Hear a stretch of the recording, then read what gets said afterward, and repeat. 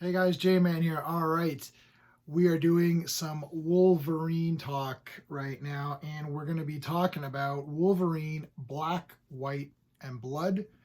This is issue number 2. And if I have to think about a comic that I look forward to every month, that's this one. I mean, this is just so amazing. I think this is only going to be 5 issues. Uh Note to Marvel, keep this going. This is probably one of your better things that you have going right now, to be honest. Basically, it's an anthology book. I wish it was thicker. I would definitely go, like a 48 or 64 pager on this one, honestly, because I'm really excited about this. Wolverine is a great character to have as a standalone. I prefer Wolverine on his own rather than on a team. I know that I don't know if that's a popular opinion or an unpopular opinion. Let me know in the comments if you think Wolverine's better on his own. He's cool with the X-Men, that's fine, but the butting heads with Cyclops is just it's that's not how it is now in current X-Men.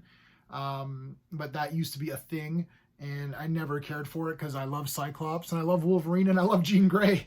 Is that my 3 favorite mutants?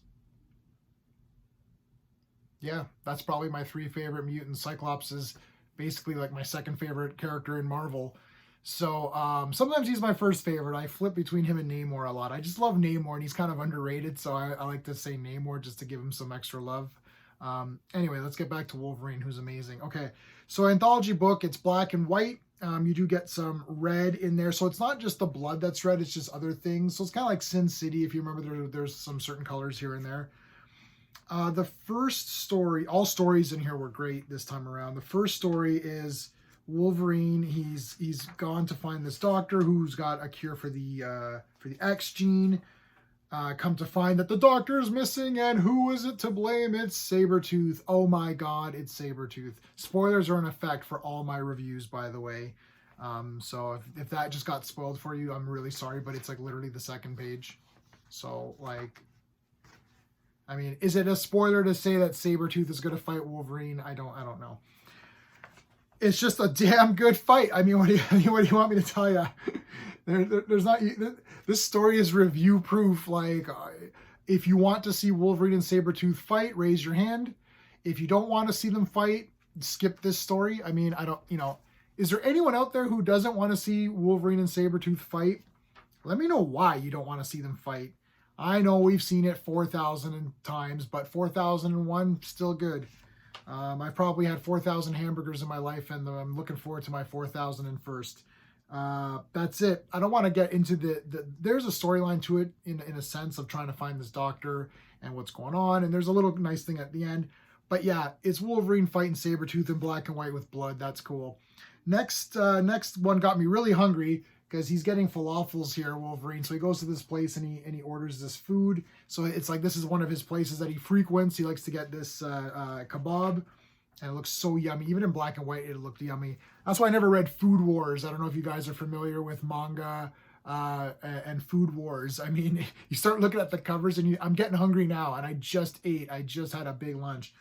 Okay, this was a wicked little story. So first of all, Wolverine has been knocked out. So the waiter poisoned his food, which is really shitty. But the waiter, his family was being threatened, so he had no choice. And the waiter's now been captured, and he's been put in this cage. And the perpetrator of this is Arcade. I mean, if you had to pick somebody who was going to fight Wolverine, so we had Sabretooth.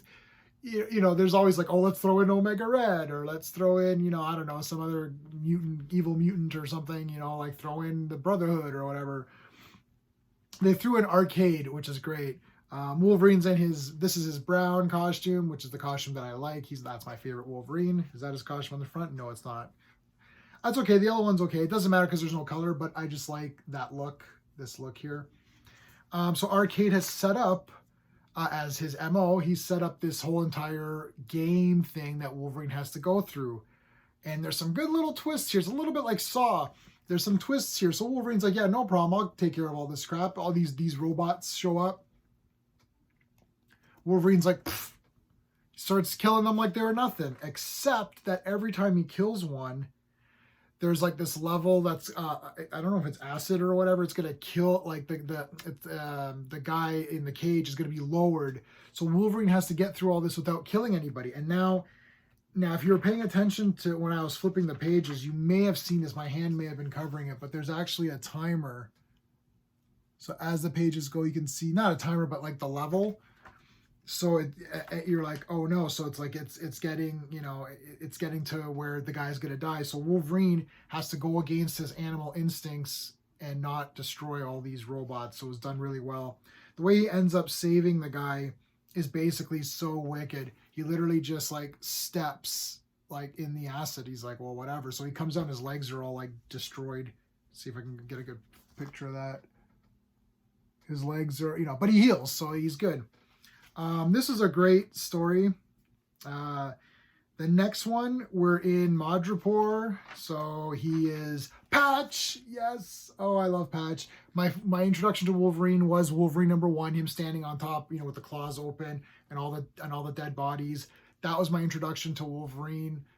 Collecting that series, and I love that series. It's really cool. I love Patch. I think he's great. And he's got Kitty Pryde next to him. Yay. So here she's called Kat, which I really like, unlike calling her the other name. Now, they do say Kate here. He says Kate. But I'm thinking this is him telling the story, because this taking place, like this can't be taking place now, right? I don't think so. I have a feel like, to me, this feels like these are stories that he's telling us about. So they're not current.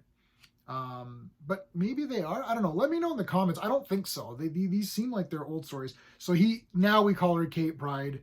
But here he's saying call her Kat. So I'll refer to Kat and Patch for this story. This is a pretty good story. They're fighting this character. What is her name? Sanzu, I think. Sanzu. She's pretty cool. So Wolverine's lost his powers, but he still has his skeleton, so there's that. And then there's these other guys called Beastie Brute, Soul Scream. So that's these guys here. They're kind of neat. I don't know if you can see that yet. They're pretty cool. So this is just a fight. And I guess Sanzu can like nullify your mutant abilities. And that's just basically it. That's just a fight. It's either her or Soul Scream who does it. I don't remember now, which is kind of a fail on my part, but it is what it is. But yeah, it's like pretty cool. Like, look at that. I like the style of the black, white, and the red. And then Kat is just kicking the crap out of people too. I like when they make Kitty like badass. There was I think it was the first issue of Marauders, where she fought these pirates or whatever, and man, that was just awesome. And I like the idea of like Shadow Cat, as in, she was an assassin and she was trained and everything. And that series was great. Wolverine and Kitty, that might be what it's called. That was a great series. If you haven't read that, you should definitely read it. It's super good. And check this out. Wolverine just like smashes his face like with his claws. So that's pretty brutal. That was a nice brutal issue. And at the end, they just have a drink and everything's great. So yeah, next issue's in January. I cannot wait for #3. If you're not reading this, I strongly suggest that you do pick it up. Even if you're not an X-Men person, this is very friendly to new readers because it's just random stories. And I mean, I would think that if they were going to do something with Wolverine, I honestly think they should do a television series, because characters that are one-off characters like a Wolverine or a Daredevil, even like a Punisher, although I wasn't into that series as much, but definitely Daredevil was one in my top 5 favorite TV shows. Characters like that are really strong, and they can go on their own as a television series. Like even the whole Hulk show, but I'd like to see something new with Hulk. I definitely would prefer to see Wolverine go on his own, and if they really wanted to, they could do it in an anthology show. Every episode's a different adventure with Wolverine. I think he's got so many adventures that he could do and so many different things that he can't do with the character. And I think it'd be a very easy show to do. And I think it'd be a very easy show to make it good. Get a good solid actor to play Wolverine. And just, or even if you wanted to, radical idea here, throw Hugh Jackman in as like a voiceover and he's voicing over a couple of stories. So all you need to do is, he could be like the Crypt Keeper. He just introduces it, or like Freddy's Nightmares, if you remember that show. He just introduces something. You know, it could be him at a bar. It's like, oh, this happened one time or whatever. I mean, and then just have a younger actor do Wolverine, and all of this could take place before he met up with the X-Men and all that other stuff. It's just him doing adventures. You can have someone come in as Sabretooth here and there. I mean, I think that's a gold idea. So if anyone happens to watch this, you know, and it goes somewhere, like seriously, that's a great idea. Just do it. So anyway, this is a great book. Check it out. Until next time.